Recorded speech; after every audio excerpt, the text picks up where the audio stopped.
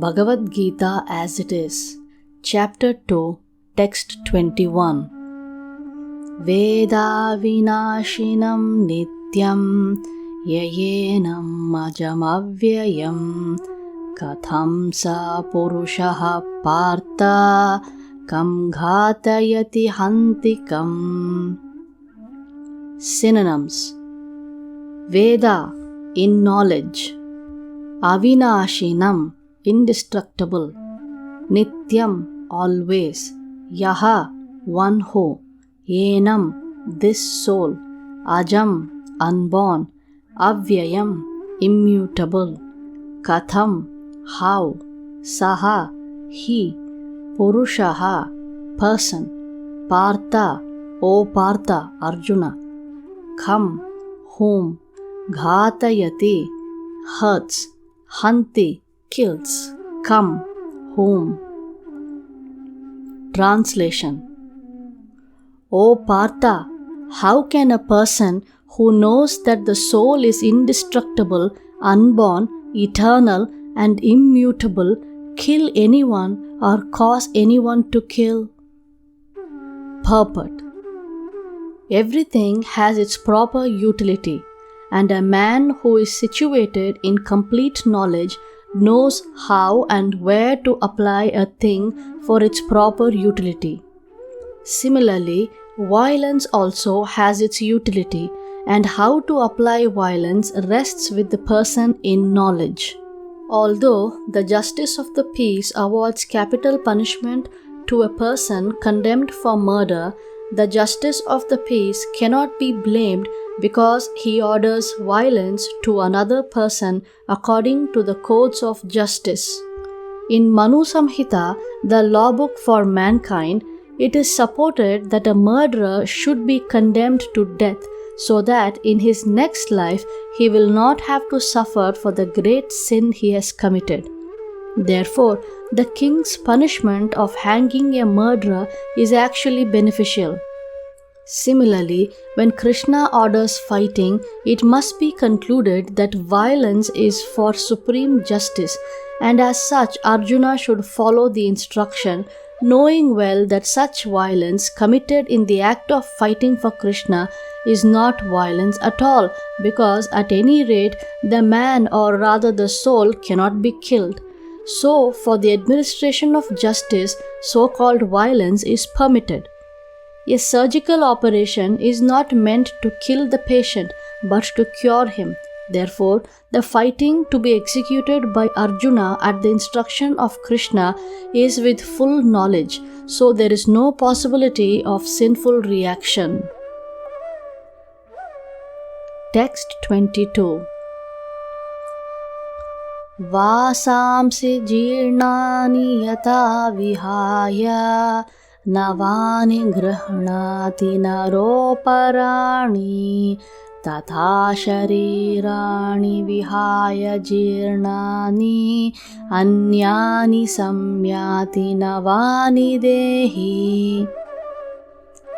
Synonyms: Vasamsi, garments; Jirnani, old and worn out; Yatha, as it is; Vihaya, giving up; Navani, new garments; Grihnati, does accept; Naraha, a man; Aparani, other; Tatha, in the same way; Sharirani, bodies; Vihaya, giving up; Jirnani, old and useless; Anyani, different; Samyati, verily accepts; Navani, new sets; Dehi, the embodied.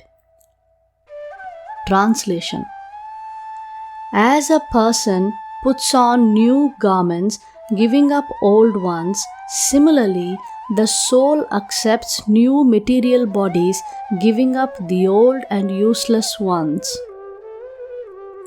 Purport: Change of body by the atomic individual soul is an accepted fact. Even some of the modern scientists who do not believe in the existence of the soul but at the same time cannot explain the source of energy from the heart have to accept continuous changes of body which appear from childhood to boyhood and from boyhood to youth and again from youth to old age. From old age, the change is transferred to another body.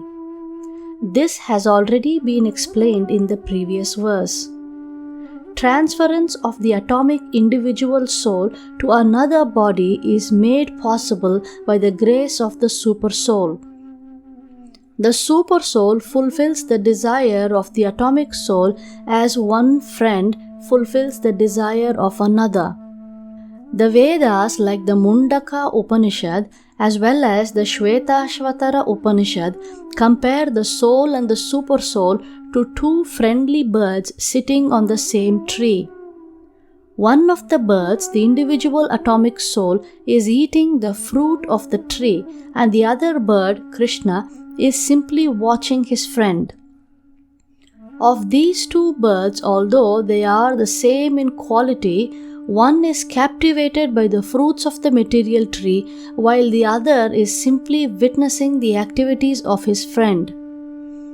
Krishna is the witnessing bird and Arjuna is the eating bird. Although they are friends, one is still the master and the other is the servant. Forgetfulness of this relationship by the atomic soul is the cause of one's changing his position from one tree to another or from one body to another.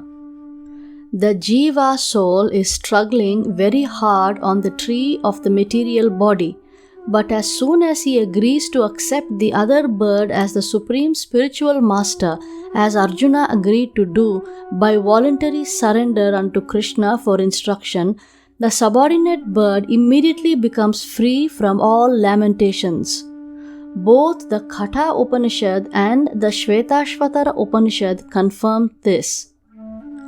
Samane vrikshe purusho nimagno nishaya shochati muhyamanaha jushtam yada pasyatyanyamisham asya mahimanam iti vita shokaha. Although the two birds are in the same tree, the eating bird is fully engrossed with anxiety and moroseness as the enjoyer of the fruits of the tree. But if in some way or other he turns his face to his friend who is the Lord and knows his glories, at once the suffering bird becomes free from all anxieties.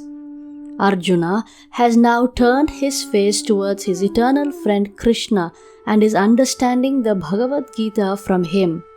And thus, hearing from Krishna, he can understand the supreme glories of the Lord and be free from lamentation.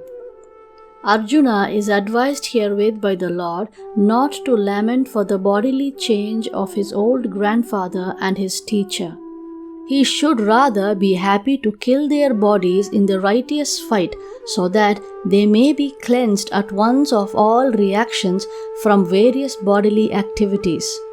One who lays down his life on the sacrificial altar or in the proper battlefield is at once cleansed of bodily reactions and promoted to a higher status of life. So there was no cause for Arjuna's lamentation.